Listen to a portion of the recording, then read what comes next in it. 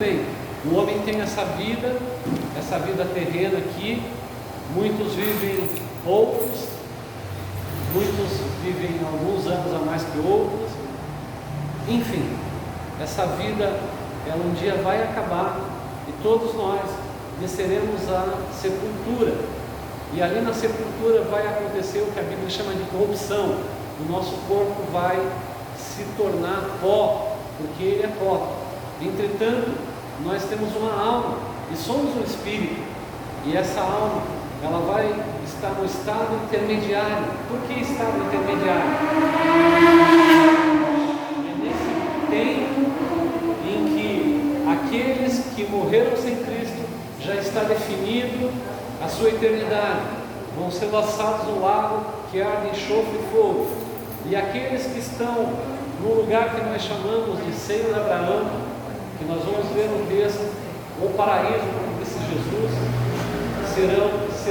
estaremos aguardando a ressurreição do último dia e o julgamento do trono branco. Então a pergunta que nos vem à mente é que nesse momento em que estamos ali no paraíso, são as pessoas que creem, nós seremos ainda julgados, sim. Os livros serão abertos e cada um receberá conforme as suas obras.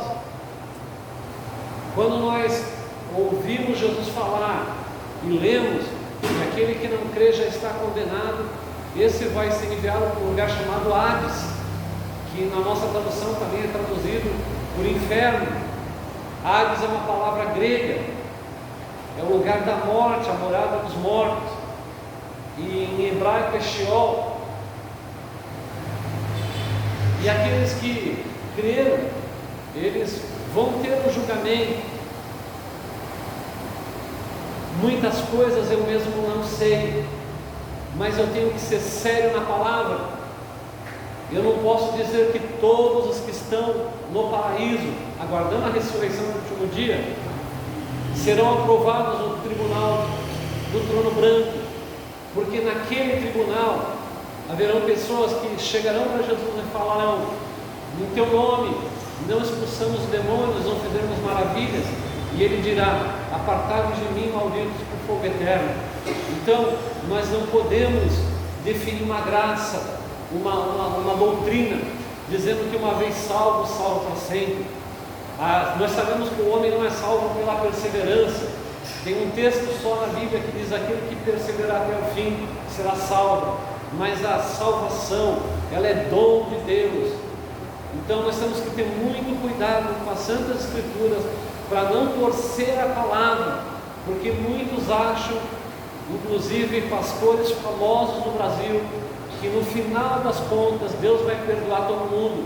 Isso já achavam os sabatistas.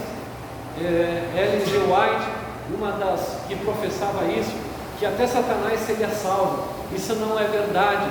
Mateus 25, o fogo eterno preparado por o diabo e seus anjos. Então não há salvação para o diabo que viu a glória de Deus. Nós somos aqueles que não vimos, mas cremos.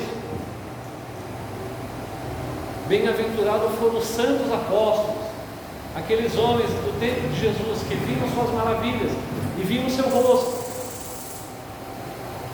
Entretanto, bem-aventurado aquele que crê sem ter visto, que não precisa chegar para Jesus e falar assim: eu só creio se eu tocar nos cravos ou no lado. Louvado seja o nome do Senhor. Vamos aqui ler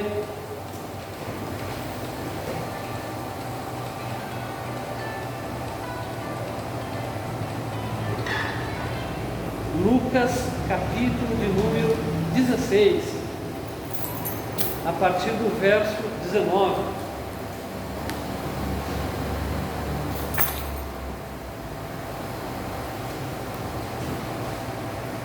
Jesus, ele contava parábola. O que são parábolas, minhas irmãs? Quem sabe o que é uma parábola? Alguém quer arriscar? O que é uma parábola? Uma história para representar, uma história para representar algo que na realidade não é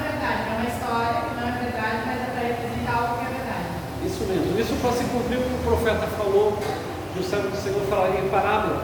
A parábola sempre foi necessária na didática, na maneira de se explicar as coisas, para que homens simples pudessem entender. Jesus ele falou com parábolas, existe a parábola do semeador. Mesmo assim, poucas pessoas fizeram como os apóstolos fizeram. Explica-nos esta parábola. Então os homens, ouvindo as parábolas, eles podiam ter um coração desejoso de conhecer o significado. Entretanto, eles davam a mínima para que se cumprisse o que diz em Isaías capítulo 6. Esse povo ouve com os ouvidos, mas não ouve, veem com os olhos, mas não veem, e o coração está endurecido, até para que eu os cure. Então, no capítulo de número 16 do livro do evangelista Lucas, ali no verso 19, conta a parábola. Nós vamos prestar bem atenção nessa parábola, que nós chamamos a parábola do rico, um homem de posses, de bem, que se vestia bem, que comia bem, e de um homem chamado Lázaro. É por isso que os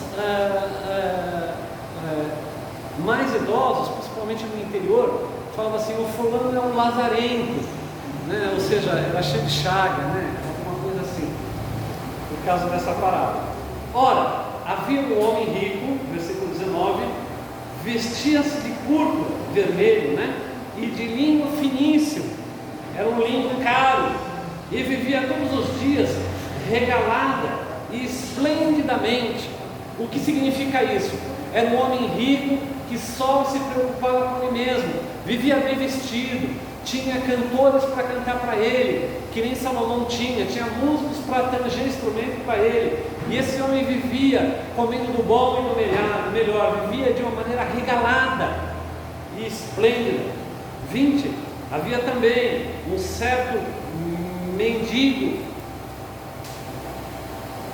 chamado Lázaro. Ele tinha um nome, percebe?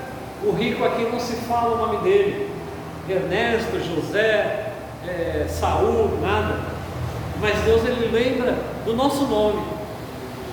Aliás, o Senhor fala que o nosso nome está escrito na palma da mão dele. Coisa linda, né? Era mendigo. Isso mesmo. Então aqui Deus lembrou-se do nome. Não era um mendigo qualquer, era um homem que tinha um nome, que sua mãe e seu pai deram um nome para ele, o mesmo nome do amigo de Jesus, que ressuscitou depois de 4 dias morto e exalando mau cheiro. E ele jazia, ou seja, ele estava deitado, cheio de chagas. Eu não sei se essas chagas coçavam, mas muitas vezes existem doenças como a sarna, até hoje afeta a África, e é terrível. E as pessoas usam até pedaço de caco, como foi ali Jó. Jó talvez perdeu até as unhas, né? E ele pegava um pedaço de caco para se coçar. Diz o texto ali em Jó 21, ele desejava alimentar-se com as migalhas que caem da mesa do rico, e os próprios cães vinham lamber-lhe as chagas. Olha que coisa interessante, como é difícil a fome, como é terrível a fome.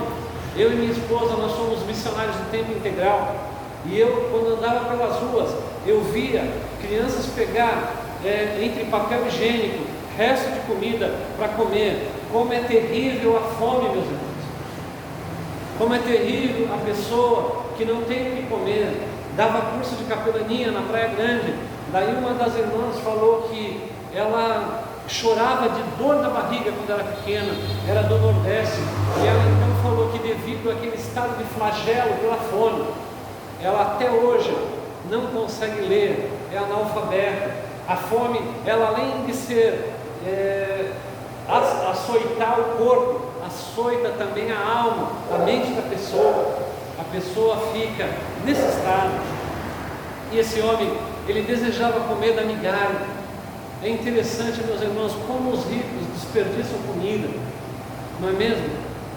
E muitas vezes, tantas pessoas que não tem nenhum ovo para fazer com arroz, nem um óleo para fritar o restinho de um frango, talvez até no pescoço do frango. Como tem pessoas que reclamam da comida. E é interessante quando nós estudamos a Bíblia, aqueles homens chamaram o maná que veio do céu de pão vil, pão que não vale nada, que coisa. E a Bíblia chama aquele maná de pão dos anjos, a representação de Jesus no capítulo 6 de João, que diz: eu sou o pão vivo que veio do céu. Que coisa, né, meus irmãos? Como aquele rapaz, Lázaro, desejava ter alguma coisa no seu estômago. Muitas vezes quando nós ficamos um tempo sem comer, o nosso estômago, as nossas entranhas, elas fazem um barulho até alto, não é mesmo? E muitas vezes, como é desconfortável essa situação. E ele viu aquele homem que tinha tanto para dar, desejava comer a migalha, desejava de repente comer o que os homens usavam, a palavra guardanapo, do grego, ela é bíblica. A mulher Ciro Fenícia, quando foi ter com Jesus, porque a sua filha estava endemoniada, Jesus falou assim para ela: não é bom pegar o pão e dar para os cachorrinhos. Daí ela falou assim: mas até os cachorrinhos comem das migalhas dos seus senhores. Eles tinham um pão que não é que nem a nossa média, era um pão normalmente sem fermento, ácido, e eles usavam aqueles pedaços, passavam na barba assim, porque eles comiam aquelas carnes, aqueles churrascos, né, que eram do sacrifício lá, e aquela baba eles jogavam para os cachorrinhos. E aquela mulher falou para Jesus: até os cachorrinhos, como foi humilde, comem da migalha, da baba do seu Senhor. Ou seja, tudo que vem da tua mesa, Jesus, é santo. Se nós tivermos que lamber, a gente vai lamber como os cachorros, porque nós sabemos que cura, nós sabemos que liberta. E a filha estava terrivelmente endemoniada.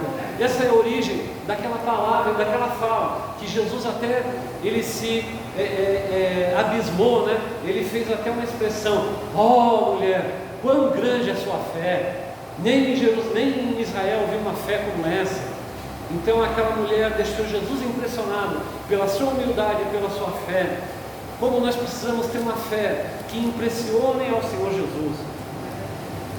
E desejava alimentar-se das migalhas que caíam da mesa do rico, e os próprios cães vinham e lambiam suas chagas. Os únicos companheiros que aquele homem tinha eram cães que se compadeciam dele e lambiam suas chagas. Para as irmãs terem uma ideia, o cão para o judeu é um animal cerimonialmente impuro. E eu vou lhe explicar o porquê. O cão normalmente ele faz uma asepsia corporal com a própria língua.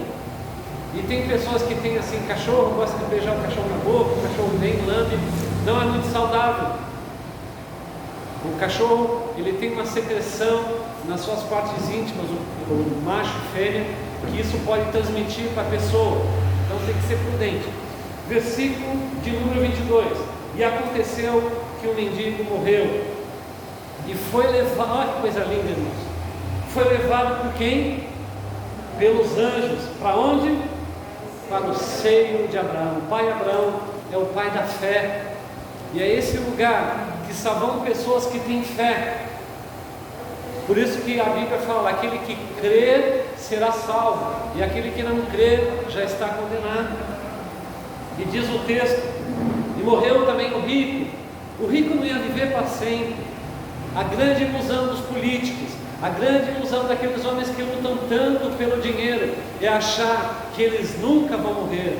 Existe também uma parábola que Jesus fala que o homem tinha muitos bens, então ele desfez lá o armazém que tinha e construiu um armazém maior, e armazenou a colheita dele, e disse: alma, falando com a sua própria alma, tu tens muito bem, muitos bens, armazena e ficará tranquilo para os próximos anos.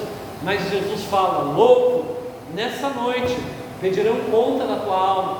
Então as pessoas, elas não pensam que elas podem morrer a qualquer momento, e elas não se preocupam em preparar o caminho do Senhor, como disse o profeta Isaías: preparai o caminho do Senhor, aplanai os montes, aplanai os vales.